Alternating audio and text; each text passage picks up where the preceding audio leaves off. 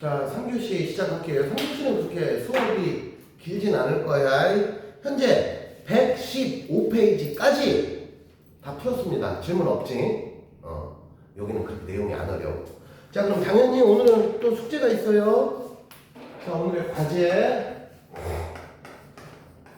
페이지 116페이지부터 119페이지까지가 또 숙제가 되겠습니다. 숙제 섹션이 두 개긴 한데 아까도 얘기했지만 제일 쉬운 챕터 두 개가 숙제야. 따지고 보면 막말로 빨리 풀면 이제 두 개 다 합쳐도 니들 문제 푸는 스피드로 진짜 조금만 정신 차리고 빨리 풀면 끼켜봐야 30분 정도만 거의 다 풀어. 그 대신에 이제 푸는 데는 한 30분 걸릴 테고 섹션이 두 개니까 풀고 채점까지 하고 체킹까지 하면 넉넉 잡고 1시간은 걸려야 나는 된다고 생각을 해. 못해도 4, 50분은 걸려야 된다고 생각을 해. 근데 저는 숙제 다 하는데 30분밖에 안 걸렸어 하면 숙제를 제대로 안 하는 거야. 그냥 공부를 못 하는 거야, 그냥. 걔는 공부를 못 하는 애가 되는 거야. 그래서 선택은 여러분들의 몫이야. 여러분들 어렸을 때부터 교육을 받고 커. 어떤 상황에선 이렇게 해라. 부모님으로부터. 또는 학교 선생님으로부터. 또는 이제 학원 선생님으로부터. 사실 학원 선생님의 포지션은 뭐 그렇게 많진 않지. 어쨌든 뭐 그래. 하여튼 그래. 그래서 119페이지까지 하시면 되고요. 자, 우리는 어디로 가느냐? 120페이지로 가겠습니다. 120페이지로. 자, 120페이지. 이제 내용이 여기는 조금 어렵고 뒤에 야, 니네 혹시 막 엘니뇨 현상 이런 거 들어봤냐? 안 들어봤냐?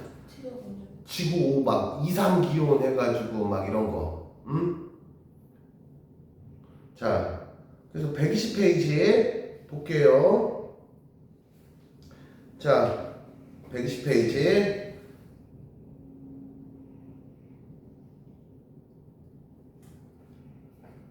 이제 온실효과 이런 얘기가 좀 나와. 지구 온난화 막 이런 얘기들. 그러니까 우리가 한 번쯤은 들어봤지만 조금 뭐라고 해야 되나? 한 번쯤은 들어봤지만 뭔가 대충 알고 뭔가 그래도 자세히 온실효과만 해도 여러분들이 많이 들어는 봤어. 근데 정작 야 온실효과가 뭐냐? 또는 온실효과의 원인이 뭐냐? 또 온실효과로 인해서 또 어떤 일이 벌어져? 또 이렇게 물어보면 아주 자세히 대답하는 학생이 생각보다 그렇게 많지는 않습니다. 자, 그래서 교재 기준으로 우선 120, 121, 122 이렇게 세 페이지만 할 거거든. 남은 지금 시간으로 따지면 대충 한 15분 정도 남았는데 그 15분의 시간 동안 이 정도 할 거야. 그래서 우선 120, 121 두 페이지만 한 번만 간단히 읽어봅시다.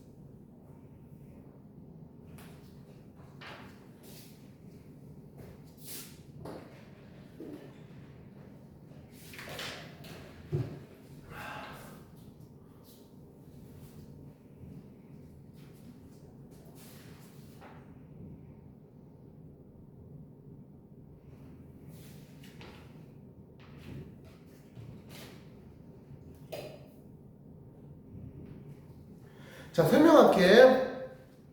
지구의 복사평형이라는 말이 나와요.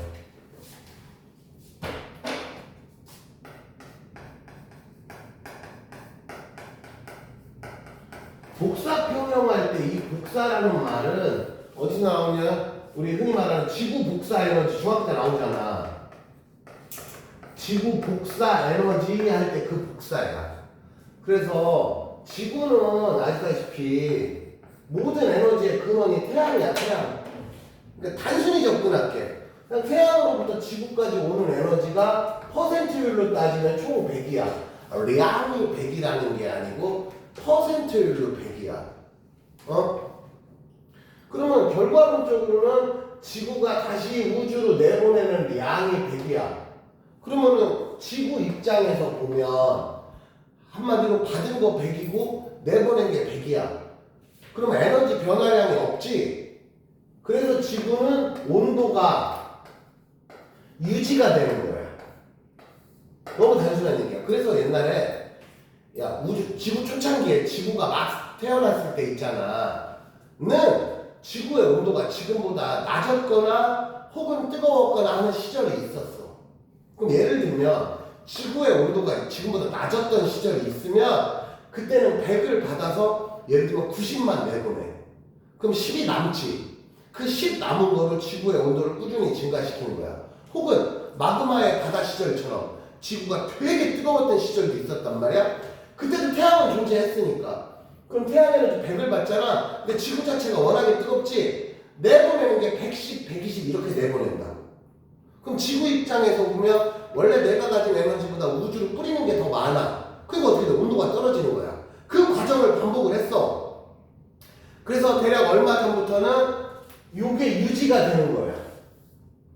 그래서 그날 이후로 지금까지 지구는 소위 말하는 평균 기온이 유지가 되는 거야. 자, 그럼 그 표를 보면 들어오는 에너지 중에 누구는 어떻게 쓰이고 누구는 어떻게 쓰이고 그런 얘기야. 그래서 태양으로부터 오는 에너지를 복사 에너지라고 표현을 해. 복사 에너지가 대표적으로 우리가 이런 거야. 우리가 중학교 때 열 전달의 방식을 전도, 대류, 복사를 배웠잖아. 그러면 전도는 뭐야? 대표적으로 고체에서의 열 전달 방식이지.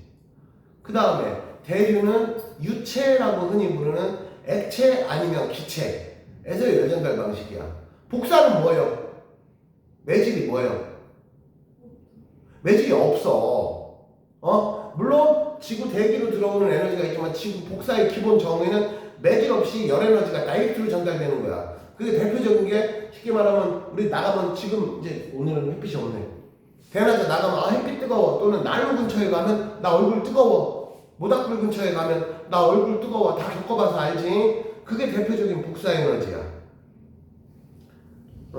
그래서 지구를 기준으로 모든 에너지의 근원은 태양 복사 에너지고, 그리고 지구가 에너지를 받으면 외부로 어느 정도 에너지를 방출해야 돼. 안 그러면 지구는 계속 뜨거워지기만 해. 그런 개념이야. 그래서 현재 지구는 흡수한 에너지가 모두 빠져나가.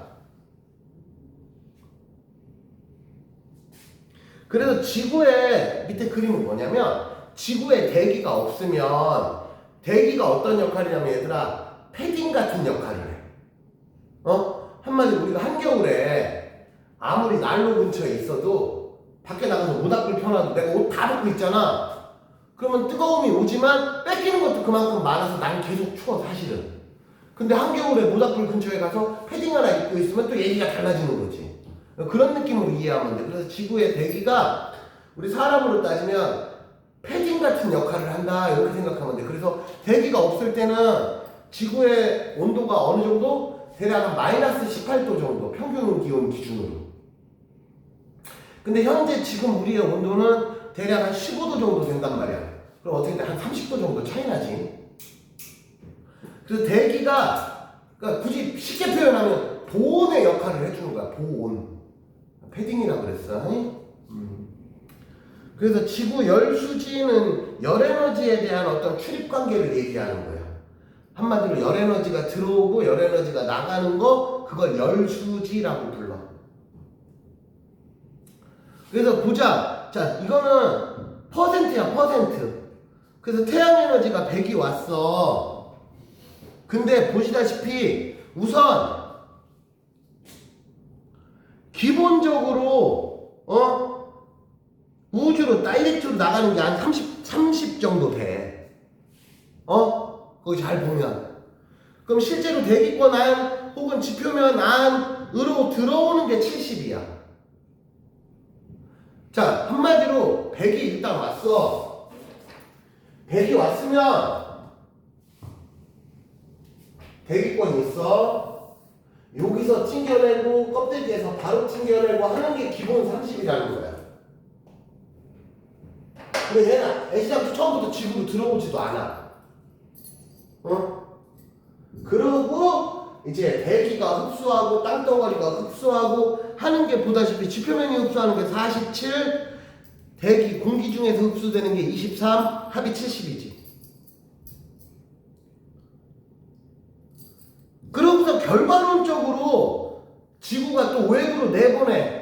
중간 과정 다 생략되고 결과만 보면 빨간색이 70으로 돼 있잖아. 그게 뭐냐? 지구 복사 에너지. 지구 복사 에너지 다른 표현으로 하면 지구가 대기로 내보내는 에너지. 그 다음에 그 밑에 보면 표 있지. 그림 밑에 표는 실제 에너지량 값을 그러니까 이것도 퍼센트를 나타낸 거야.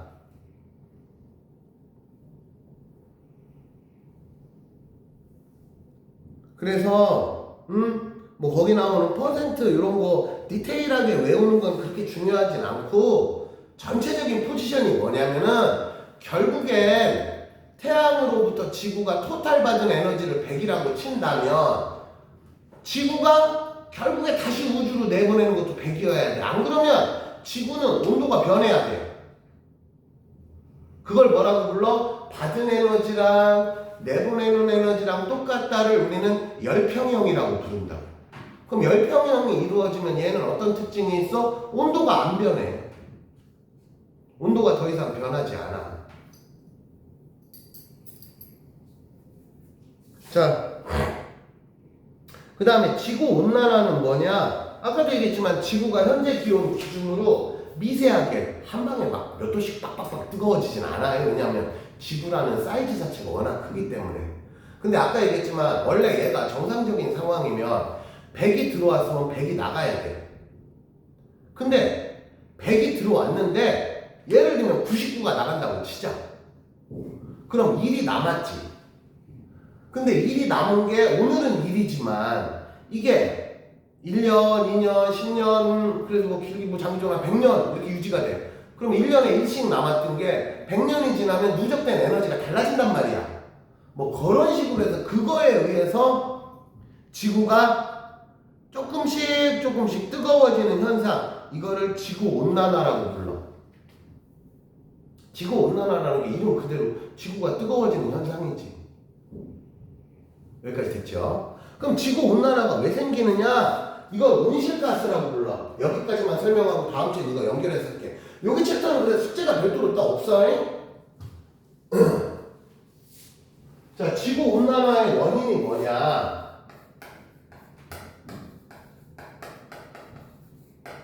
흔히 온실가스라고 부르는 애들이 있어.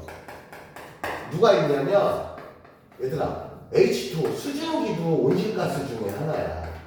그 다음에 대표적으로 CO2, 그 다음에 CH4, 이걸 우리가 흔히 메테인이라고 부르는. 야, CO2가 이산화탄소인 줄 알잖아. 이렇게 대표적으로 얘네들인데 그 중에 얘네들의 영향력이 제일 커. 그 온실가스가 뭐 하는 거냐? 아까 잠깐 얘기했지만 이게 패딩이 있는 거야. 근데 어떤 패딩이냐? 성능 좋은 패딩. 똑같은 패딩이 얇은 패딩이 있고 두꺼운 패딩이 있을 거 아니야. 좀 더 두꺼운 패딩이 있는 거야. 사실은 지구는 이미 태초에부터 온실효과가 있었으니까 지금의 온도가 유지된 거야. 그래서 냉정히 말하면 우리가 온실효과 하면 이미지적으로 왠지 좀 안 좋은 이미지가 좀 강하잖아. 느낌적인 느낌으로. 근데 온실효과는 원래 필요했던 거야. 태초에 지구에 애시당초부터 온실효과가 없었다면 우리들 자체가 살 수도 없었어. 살았다 하더라도 되게 불편한 환경에서 살았을 거야. 지금의 환경이 아니고. 근데 문제는 우리는 지금에 적응이 돼 있어. 근데 여기서 이제 온도가 온도가 변하면 이제 우리가 피곤해지니까 온실효과를 걱정할 뿐이지 온실효과의 그 근본 어떤 현상 자체는 나쁜 현상이 아닌 거야. 자, 요거만 분석하고 끝낼게. 근데 수증기도 온실가스야 얘들아.